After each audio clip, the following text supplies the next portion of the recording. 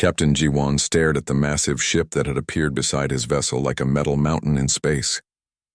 The human exploration ship Persistence was small compared to this alien craft, but Jiwan felt no fear.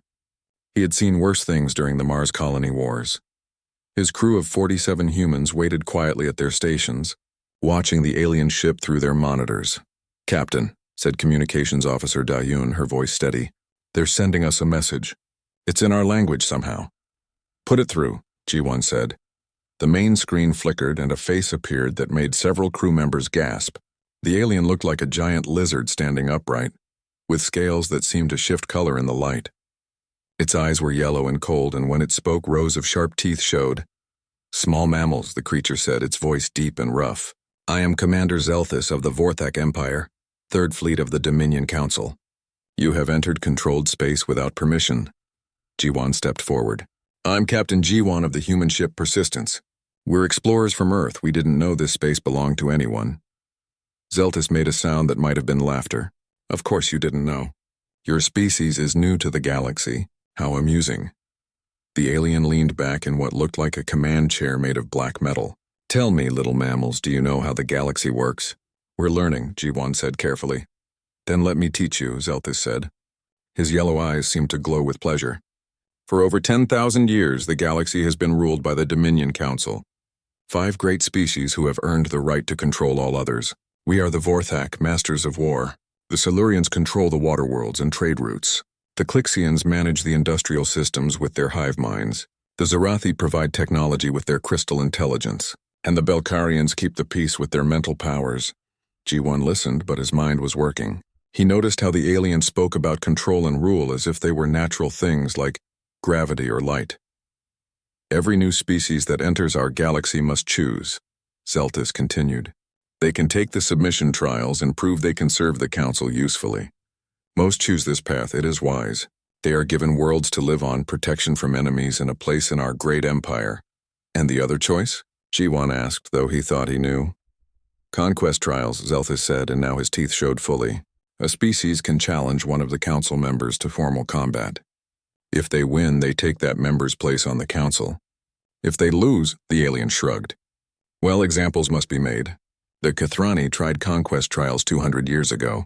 Their worlds are still burning wastelands." Behind Jiwan, he heard Navigator Borum whisper something to Engineering Chief Taewan. Jiwan made a small hand gesture that told them to stay quiet and keep recording everything. "I see," Jiwan said. "And no species has ever succeeded in conquest trials?" "None," Zelthus said with pride. "The Council members have held their positions for thousands of years. They are the strongest, the smartest, the most advanced. Why would any reasonable species choose certain death over comfortable service?" Jiwan thought about Earth. He thought about humans fighting each other for thousands of years, surviving ice ages and plagues and wars that nearly destroyed everything.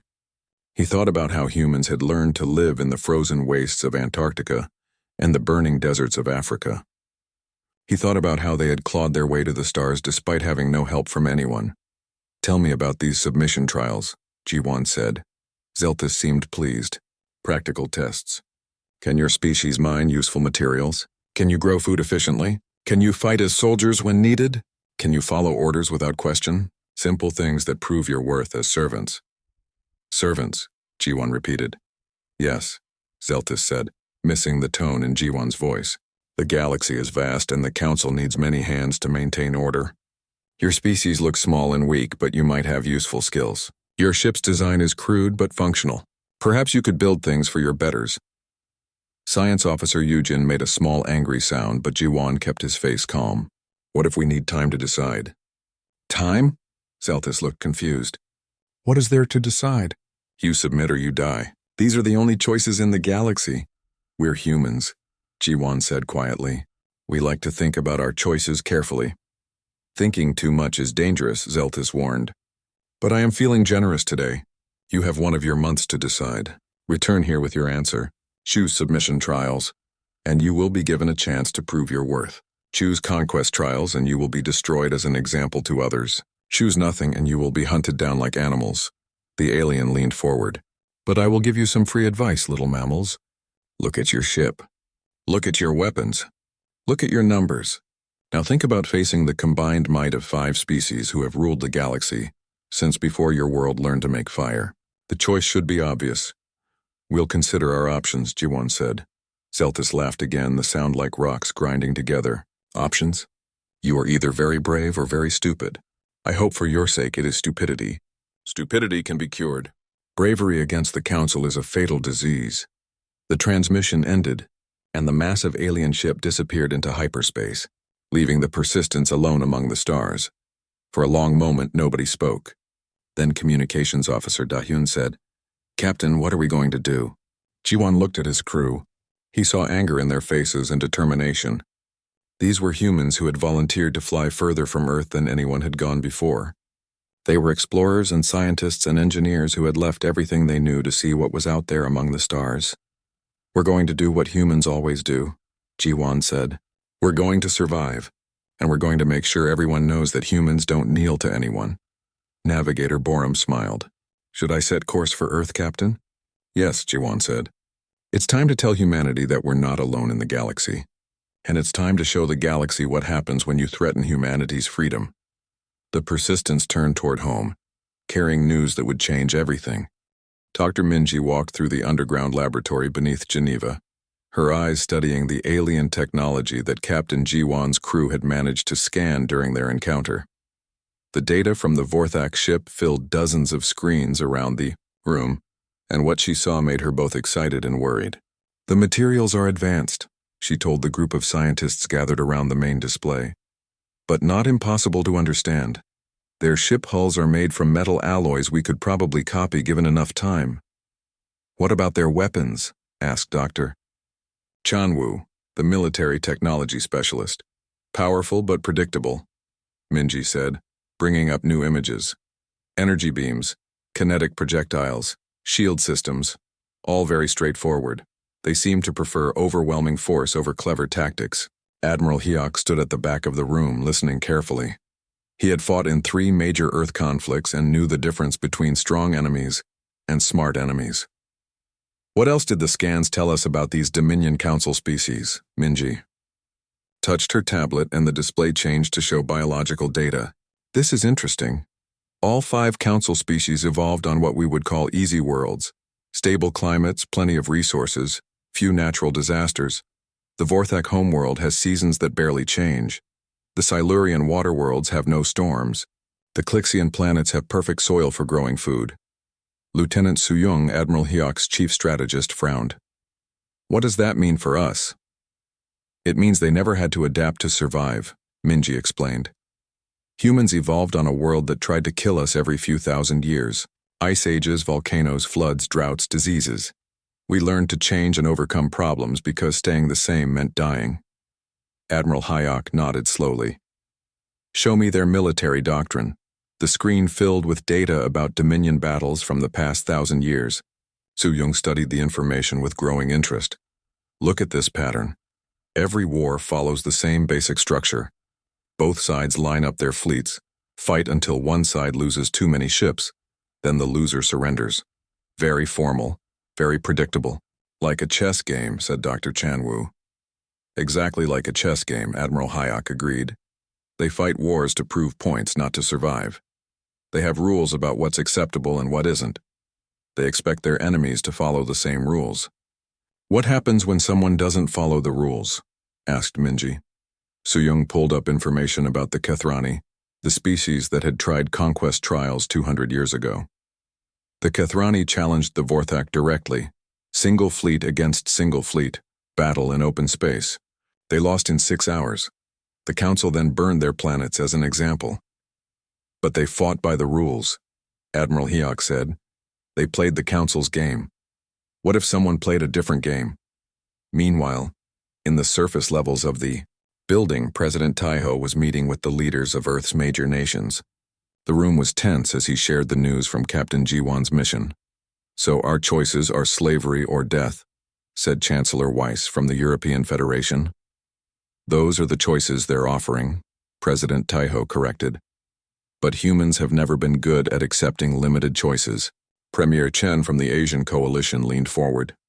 "What are you suggesting?"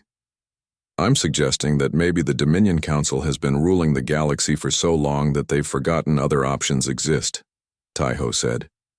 They think in terms of dominance and submission because that's all they've ever known. But humans have always found third options. The room was quiet for a moment. Then President Okafor from the African Union spoke. You want to fight them? I want to show them that the universe is bigger than they think, Taiho said. We have 4 weeks before we have to give them an answer. I think we should use that time to teach them something new. In orbit around Earth, the construction yards that had been building colony ships were quickly changing their work. Instead of peaceful exploration vessels, the yards now produced ships that looked the same but carried different equipment. Chief Engineer Kiwan supervised the conversion of the cargo ship New Horizon into something else entirely. The ship still looked like a peaceful freighter, but now its cargo bays held mining charges that could work as missiles. Its ore processing equipment had been modified to jam enemy communications. Its simple defense screens could now project false sensor readings. How many ships can we convert like this? Asked Captain Sujin, who had volunteered to command one of the new vessels. 200 so far, Kiwan said. Maybe 300 if we work around the clock. They won't win any beauty contests, but they'll surprise anyone expecting to fight a normal fleet. All across Earth, similar preparations were happening. Mining companies shared information about using industrial explosives as weapons. Communication companies worked on ways to hack alien systems. Transportation companies planned how to move ships in patterns that would confuse enemies expecting traditional military formations. The key was that none of it looked military. To alien observers watching from a distance, Earth appeared to be building merchant ships and civilian vessels. The truth was that humans were turning everything they had into potential weapons. Ambassador Heian received her final briefing 3 days before she was scheduled to return to the meeting point with the Vorthak commander. She would carry humanity's official response to the Dominion Council's ultimatum. Are you ready for this? President Taiho asked her. I've been practicing the speech for weeks, Heian said, though I'm not sure Commander Zeltis will like what I have to say. The point isn't to make him happy, Taiho said. The point is to make him think. For 10,000 years, every species has chosen between his two options. We're going to show him that there's a third way. Dr. Minji joined them for the final meeting. The analysis is complete. The Dominion Council is powerful, but they're not unbeatable. They've been ruling through fear and reputation for so long that they might have forgotten how to deal with real challenges. What makes you think we can succeed where the Kethrani failed? Heian asked. The Kethrani tried to beat the Council. At their own game, Admiral Hayek said as he entered the room. They built bigger ships and stronger weapons and challenged the Council to a fair fight. We're not going to fight fair. We're not going to fight at all, President Taiho corrected. We're going to teach. We're going to show the galaxy that strength doesn't have to mean domination, and that different doesn't have to mean inferior. Heian smiled.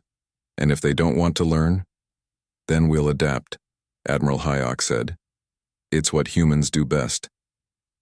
2 days later, Ambassador Heian's ship left Earth orbit, carrying humanity's response to the galaxy. Behind her, 300 converted civilian vessels waited in hidden positions throughout the solar system, ready to show the Dominion Council that humans had learned something different from their harsh homeworld. They had learned that survival meant adaptation, that strength meant flexibility, and that sometimes the best way to win was to change the game entirely. The galaxy was about to discover what happened when someone refused to kneel. Ambassador Heian stood on the bridge of her ship as they approached the meeting point, where Commander Zeltis waited. The Vorthak vessel looked even more intimidating than the recordings had shown. Its dark metal hull covered with weapon ports and sensor arrays. Open a channel, Heian told her communications officer. Commander Zeltis appeared on the screen, his yellow eyes studying Heian with what looked like amusement. So the little mammals have returned. I trust you have made the wise choice and selected submission trials? We have made a choice, Heian said calmly. The human species respectfully declines your offer of submission trials. Zeltis leaned forward, his scaled face showing surprise. Then you choose conquest trials? You will challenge one of the council members to formal combat? We also decline conquest trials under your current format, Heian continued. However, we would like to propose alternative arrangements. For a moment, Zeltis said nothing. Then he began to laugh, the sound harsh and grating. Alternative arrangements? There are no alternatives, mammal. Submit or die. These are the only choices that exist. With respect, Commander, Hyan said. Those are the only choices you've been offering. But humans have always been good at finding new options. We propose a different kind of trial. One that tests adaptation rather than submission, cooperation rather than conquest. Impossible, Zelthis snarled. The Council will never accept such foolishness. You will choose one of the proper options or you will be destroyed as an example. We understand your position, Hyan said. Please inform the Council that humanity is prepared to demonstrate our alternative approach. We believe the galaxy might benefit from new ideas. New ideas? Zelthis stood up, his massive form filling the screen. The Council has ruled for 10,000 years with the same successful methods. We need no new ideas from primitive mammals who have barely learned to leave their homeworld. Then we'll have to agree to disagree, Hyan said pleasantly. Thank you for your time, Commander. The transmission ended, and Hyan's ship immediately jumped to hyperspace, leaving the Vorthak commander staring at empty space. 3 hours later, Commander Kyung-soo received the signal he had been waiting for. His converted cargo ship Hidden Strike was positioned near a major Dominion trade route, along with 15 other human vessels disguised as civilian craft. All ships. This is Kyung-soo, he transmitted on a coded frequency. The ambassador has delivered our message. Time to begin the demonstration. On his sensors, a Dominion supply convoy appeared. 12 massive freighters escorted by 6 military vessels. The formation moved in a perfect line, following established trade protocols that had been used for centuries. Remember, Kyung-soo told his crew, we're not here to destroy anything. We're here to teach a lesson. The human ships scattered in what appeared to be random directions. The Dominion escort commander, a Clixian named Hive Leader Zektar, immediately assumed the humans were fleeing and ordered his ships to pursue the largest group. It was exactly what Kyung-soo had hoped for. The Dominion ships chased what looked like 5 human vessels toward a nearby asteroid field. As they closed in for the kill, they discovered they were attacking empty drones broadcasting false sensor readings. The real human ships had used the asteroids as cover to approach from 6 different directions. Before the Dominion commander could react, mining charges began exploding around his ships. Not enough to destroy them, but enough to disable their engines and weapons. Communication jamming filled the space around them with what sounded like human music and entertainment broadcasts. Within 20 minutes, the entire convoy was dead in space. Boarding pods from the human ships attached to the disabled vessels, and teams in simple spacesuits entered through airlocks that opened without resistance. The Dominion crews expected death or torture. Instead, they found humans offering them food and medical attention for their injuries. The humans were polite, even friendly, as they explained what was happening. We're borrowing your ships and cargo, Captain Sujin told the confused Clixian convoy leader. Your crews will be returned safely to Dominion space. Please tell your superiors that we would prefer to trade rather than take, but will adapt to whatever approach they choose. The Dominion crews were loaded onto a single ship with enough supplies to reach the nearest council base. Their vessels and cargo disappeared into hyperspace with the human raiders. The same scene played out in 11 other locations across Dominion space.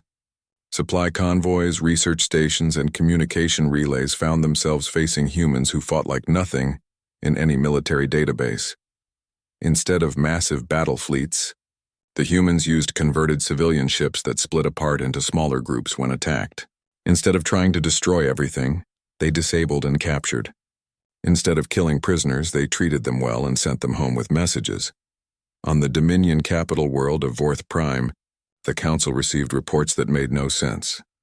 Impossible, declared High Counselor Methrak, his blue-scaled aquatic form floating in a specialized tank. No species raids 12 locations simultaneously without massive fleets. Our sensors would have detected such a force. War Prime Gorthek, the Clixian representative, clicked his mandibles in agitation. The raiders used no standard military formations. Their ships scattered like prey animals when attacked, then regrouped from impossible angles. Our commanders couldn't predict their movements. What of casualties? Asked Counselor Vexithera, her crystalline body pulsing with frustrated energy. None, Gorthek replied. The humans captured 47 ships and 3 stations without killing a single crew member. All personnel were returned to our space with messages about preferring trade to conflict. The fifth council member, Belkarian mind speaker Tholin, sat silently for a moment before speaking. I sense confusion and uncertainty in our military leaders. This human approach disturbs them because it follows no known patterns. Then we crush them with overwhelming force, declared Councillor Vexithera, as we did with the Kathrani rebellion. War Prime Gorthek hesitated. High Counselor, there is something else. Our intelligence reports that the human homeworld shows no signs of military buildup. Their orbital facilities appear to be constructing merchant vessels and research ships. Then how did they field enough ships for these raids? Methrak demanded. We don't know, Gorthek admitted. Our analysts believe they converted civilian vessels for military use, but that should be impossible. Civilian ships lack the armor and weapons for successful raids. Yet they succeeded, Tholin observed quietly. For the first time in centuries, the Dominion Council found themselves facing something they didn't understand. Every species they had encountered followed predictable patterns. Build military fleets, challenge Council forces directly, lose, and either submit or be destroyed. The humans had ignored these patterns entirely. They used civilian ships as warships, treated combat as a temporary inconvenience rather than a formal trial, and sent friendly messages instead of declarations of war. Summon the punishment fleet, Methrak finally declared. 200 ships should be sufficient to end this nonsense. We'll make an example of their homeworld that will remind the galaxy why the Council is not to be challenged. And if they use the same tactics against the punishment fleet? Asked Vexthera. 200 ships cannot be defeated by converted cargo vessels, Methrak said firmly. This ends now. But across the galaxy, species that had served the Council for thousands of years watched the news feeds with growing interest. For the first time, someone had struck the Council and lived to tell about it. The humans had done something impossible. They had made the mighty Dominion look confused and reactive, and they had done it without killing anyone. Old questions began to surface in the minds of subject species. If the Council could be raided successfully by newcomers using civilian ships, how strong were they really? If the humans could ignore the traditional choices of submission or conquest, what other options might exist? The galaxy held its breath, waiting to see what would happen when the Council's punishment fleet reached the human homeworld.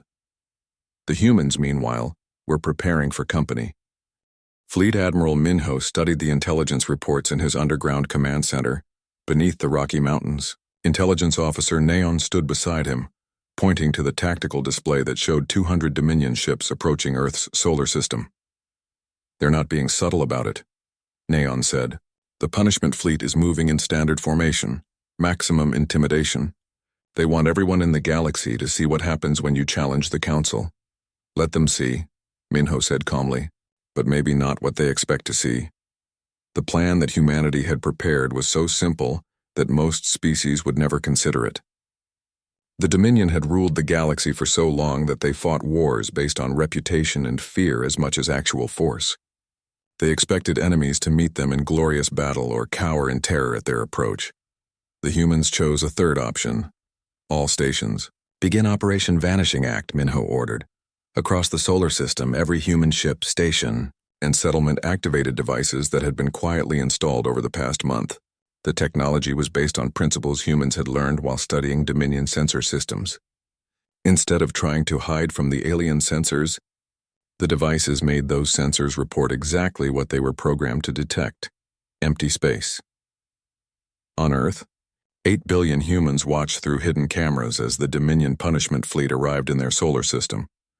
The massive alien ships spread out in attack formation, their sensors sweeping space for targets. Fleet Master Zorvak, the Vorthak commander of the punishment fleet, stared at his displays in confusion. Scan again, he ordered his sensor operators. Sir, scans confirm.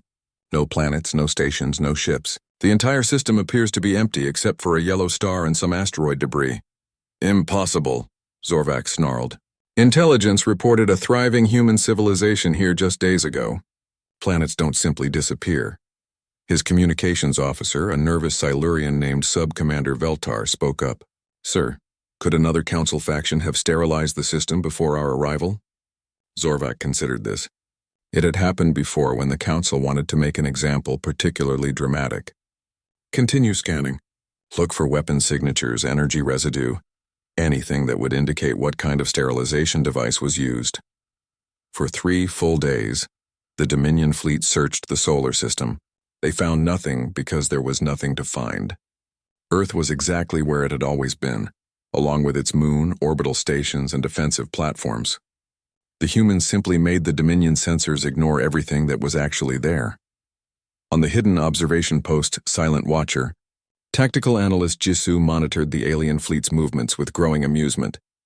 "They've been orbiting Earth for 72 hours, she reported to Admiral Hayok via encrypted communication. "The Dominion Fleet Master is getting frustrated. Are they showing any signs of detecting our interference?" Hayok asked. "None. Their sensors are designed to find specific energy signatures in hull materials. Since we're making them report empty space instead of wrong readings, their computers think everything is working perfectly." Admiral Hayok smiled grimly. "Then it's time for the next lesson. Signal Strike Team Leader Donghae, Operation Teaching Moment is approved." While the Dominion Punishment Fleet continued searching Earth's solar system for signs of what had destroyed the human homeworld, 12 different strike teams launched simultaneous attacks across Council space. Unlike the previous raids on supply convoys, these targets were chosen for maximum psychological impact. The humans hit communication centers that coordinated Council military responses. They captured supply depots that fed major military bases. They disabled trade stations that processed resources for Council worlds. Each raid lasted exactly 37 minutes and followed the same pattern. Human ships would appear from multiple directions, disable all defenses without causing casualties, secure their objectives, and vanish before reinforcements could arrive. But the real message was in the timing. Every attack happened while the Council's punishment fleet was trapped in an empty solar system, chasing ghosts. Strike Team Leader Donghae personally led the raid on the Vorthak military communication hub at Kepler Station. His team of 40 humans in converted mining ships faced a facility protected by orbital weapons platforms and a garrison of elite Vorthak warriors. "Remember," Donghae told his people as they approached the station, "we're not here to conquer. We're here to demonstrate that their defenses aren't as strong as they think." The human ship split into 4 groups, each approaching from a different angle. When the station's weapons opened fire, they found themselves shooting at drones broadcasting false signals. The real human ships used the distraction to attach mining charges to the weapons platforms, disabling them without destruction. Boarding tubes connected to the station's airlocks, and human teams entered wearing simple pressure suits and carrying non-lethal weapons. The Vorthak defenders, trained for glorious combat, found themselves facing enemies who stunned them unconscious instead of fighting to the death. Within 30 minutes, the communication hub was under human control. Donghae's teams copied critical intelligence data, disabled the station's systems, and prepared to leave. "Wait," said the station commander, a proud Vorthak warrior named Battle Leader Grekshan as he regained consciousness. "Why do you not kill us? We are your enemies." Donghae paused at the airlock. "You're not our enemies. You're just people who happen to work for a government that threatened us. There's a difference." "I do not understand," Grekshan said. "That's the point," Donghae replied. "Your council thinks in terms of dominance and submission, victory and defeat. Humans think in terms of problems and solutions. Your government is a problem. Destroying everyone who works for it doesn't solve the problem." The human ships departed, leaving the Vorthak garrison alive but confused. Similar conversations happened at 11 other locations as human strike teams completed their missions and vanished into hyperspace. When news of the coordinated raids reached Fleet Master Zorvak, he was forced to face an impossible truth. While his powerful punishment fleet had been searching an empty solar system, the humans had simultaneously struck 12 critical targets across Council space. "How is this possible?" he demanded of his intelligence officer. "We have 200 ships here. They should not be able to field forces for other operations." "Sir," the intelligence officer said carefully, "our estimates may have been wrong about human military capability. Perhaps they have hidden fleets we haven't detected. Or perhaps," said a new voice, "they're not using military fleets at all." Everyone on the bridge turned to see a human woman materializing on their main screen. It was Ambassador Hayon, broadcasting from a location they couldn't trace. "Greetings, Fleet Master Zorvak," Hayon said pleasantly. I'm sorry you've had such a frustrating few days. I wanted to personally explain what's been happening. Impossible, Zorvak roared. This system is empty. We've confirmed it. Your sensors are reporting what they're designed to detect, Hyan agreed. But human technology has learned to work with your systems rather than against them. You're currently orbiting our homeworld Earth. You have been for 3 days. The bridge fell silent. Slowly, Zorvak turned to his sensor operator. Run a detailed scan of the third planet from the star. Sir, there is no third planet. Sensors show empty space. Override the automated systems, Zorvak ordered. Use visual confirmation only. The main screen switched to optical sensors, and suddenly Earth appeared in all its blue and green glory. Clouds swirled across continents and artificial lights sparkled on the night side. It was clearly a thriving world with billions of inhabitants. Fascinating, Hyan continued. You've been close enough to land on our world for days, and your technology convinced you nothing was here. This is what humans call thinking outside the box. Zorvak stared at the planet that had been invisible to his sensors. Why reveal yourselves now? Because the lesson is complete, Hyan said. Your council sent 200 ships to destroy our homeworld. Instead, you've spent 3 days proving that your technology can be fooled and your military can be outmaneuvered. Meanwhile, our people have demonstrated that we can strike your infrastructure anywhere in council space. You dare threaten the council, Zorvak snarled. We don't need to threaten anyone, Hyan replied. We've already shown that your defenses can't stop us and your sensors can't find us. But notice that nobody died in our demonstrations. Every raid ended with your people returned safely to council space. The fleet master said nothing, struggling to understand what had happened. The council offers 2 choices, submit or be destroyed, Hyan continued. But humans have always been good at creating new options. We choose cooperation. We choose to share our innovations in exchange for equality. We choose to prove that strength doesn't require dominance. The council will never accept such terms, Zorvak said. Then the council will continue to be surprised by what humans can do, Hyan said simply. We hope they choose to learn instead. The transmission ended, leaving the Dominion fleet commander staring at a world that had been there all along, wondering how everything he thought he knew about warfare had become obsolete in just 1 week. Ambassador Che-Young walked through the corridors of the Dominion Council chambers, flanked by military advisor Jinwoo and cultural specialist Yuna. The massive building on the capital world of Nexus Prime had been designed to intimidate visitors with its towering ceilings and alien architecture, but Che-Young felt calm as she approached the council chamber. Behind her, holographic displays showed news feeds from across the galaxy. For the first time in thousands of years, subject species were openly discussing the council's strength.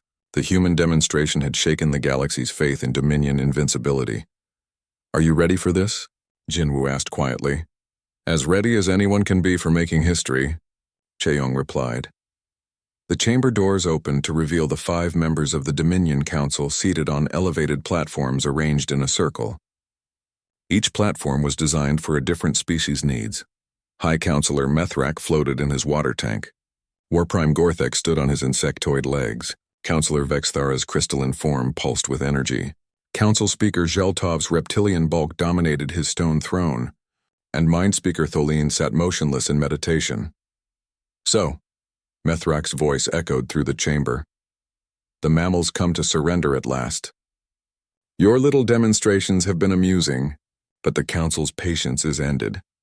Actually, Che-Young said, stepping into the center of the chamber, we've come to present a mutual cooperation agreement. The silence that followed was broken by Warprime Gorthek's mandibles clicking in agitation. Mutual cooperation? You speak as if you are equals. We are equals, Che-Young said simply. We've demonstrated that your military superiority is an illusion. Your technology can be countered, and your control of the galaxy depends on reputation rather than reality. Council Speaker Zheltov leaned forward, his massive form casting a shadow over the human delegation. You cannot simply ignore millennia of established hierarchy. Every species must earn their position through proper trials. We did complete trials, cultural specialist Yuna spoke up. We tested your military doctrine against ours. We tested your infrastructure security against our capabilities. We tested your political stability against uncertainty. You failed all 3 tests. Impossible! Methrak's tank bubbled with his agitation. The council has ruled successfully for 10,000 years. The Council has maintained control for 10,000 years, military advisor Jinwoo corrected. But control based on fear isn't the same as successful leadership. When someone finally challenged your assumptions, your entire system started breaking down. Mind Speaker Tholin spoke for the first time, his mental voice reaching everyone in the chamber. What do these humans offer that would interest the Council? Chaeyoung activated a holographic projector, filling the air above them with images and data. We offer adaptation. Your species achieved greatness by mastering your homeworlds, then extending that mastery across space. But mastery of stable environments doesn't prepare you for change. The images showed human history, ice ages, natural disasters, wars, technological revolutions. Humans achieved greatness by learning to adapt to whatever our world threw at us. When the environment changed, we changed with it. When our tools became obsolete, we invented new ones. When our enemies developed new tactics, we developed better ones. This is meaningless philosophy. Counselor Vexithera's crystalline voice rang out. The Council requires concrete advantages, not pretty words about adaptation. Then let me be concrete, Chaeyoung said. The hologram changed to show technical diagrams. In 1 week, humans developed sensor jamming techniques that made your entire punishment fleet ineffective. We converted civilian vessels into raiders that could strike anywhere in Council space. We coordinated simultaneous operations across distances that should have required months of planning. War Prime Gorthek studied the technical data with growing interest. How did you achieve such rapid innovation? Because we're used to adapting quickly, Jinwoo explained. When humans face a new problem, we don't spend months consulting established doctrine. We look at what resources we have, figure out how to use them differently, and try solutions until something works. Your military traditions are thousands of years old, Yuna added. They worked perfectly against enemies who followed the same traditions. But they never evolved to handle someone who ignored those traditions entirely. Dr. Seokmin's image appeared in the chamber via holographic transmission from Earth. Council members, I've spent my career studying how species develop and change. Your 5 races represent the pinnacle of what's possible when evolution optimizes for specific environments. But Earth's chaotic environment produced something different, a species optimized for change itself. High Counselor Methrak's voice carried a note of uncertainty. What exactly are you proposing? Partnership, Chaeyoung said. We teach you adaptive techniques, rapid innovation methods, flexible problem-solving approaches. In exchange, you share your advanced technology, your vast knowledge, and your established infrastructure. The Council does not negotiate with inferior species, Council Speaker Zheltov declared, but his voice lacked its earlier certainty. That's the old thinking, Chaeyoung replied. Different doesn't mean inferior. It means potential for growth. Your species are masters of stability and control. Humans are masters of adaptation and change. Together, we could create something neither of us could achieve alone. Mind Speaker Tholin's mental voice was thoughtful. This alliance you propose, it would mean abandoning the traditional hierarchy. It would mean evolving beyond it, Yuna said. The galaxy is vast and full of unknown challenges. Climate changes, resource depletion, new technologies, first contact with other galactic civilizations. The old system of rigid control won't be enough to handle what's coming. The chamber fell silent as the council members considered this. Finally, Counselor Vexthera spoke. And if we refuse your offer? Then nothing changes for now, Chaeyoung said. You continue ruling through fear and tradition. We continue adapting and finding new solutions to old problems. Eventually, other species will learn what we've learned, and the galaxy will evolve with or without the Council's participation. You threaten us with irrelevance, Methrak observed. We're offering you relevance, Chaeyoung corrected. The choice is yours. War Prime Gorthek clicked his mandibles thoughtfully. This adaptive approach, could it improve our military efficiency? It could revolutionize everything you do, Jinwoo said. Not just military operations, but resource management, technological development, diplomatic relations. When you stop assuming there's only one right way to do things, you discover there are often better ways. For the first time in recorded history, the Dominion Council requested a recess to discuss terms with an alien species. When they reconvened 6 hours later, High Counselor Methrak spoke for all of them. The Council agrees to establish the first adaptive alliance, he announced. A voluntary confederation where member species contribute their unique strengths rather than compete for dominance. The news spread across the galaxy within hours. For the first time in 10,000 years, the Dominion Council had accepted partners rather than subjects. Species that had served as slaves began to imagine themselves as allies. Races that had never dared challenge the Council started planning for a future where strength didn't require submission.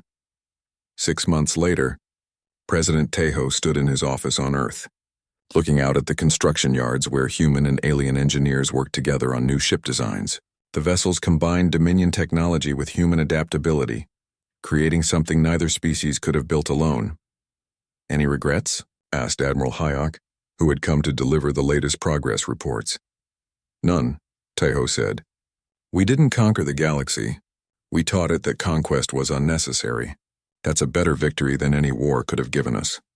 In the end, the galaxy still kneeled to no one.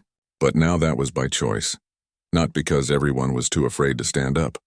The human gift to the galaxy wasn't superior technology or unstoppable military might. It was the revolutionary idea that different didn't have to mean inferior, and that cooperation might achieve more than domination ever could. The universe was vast and full of challenges. But now, for the first time in galactic history, it was also full of possibilities.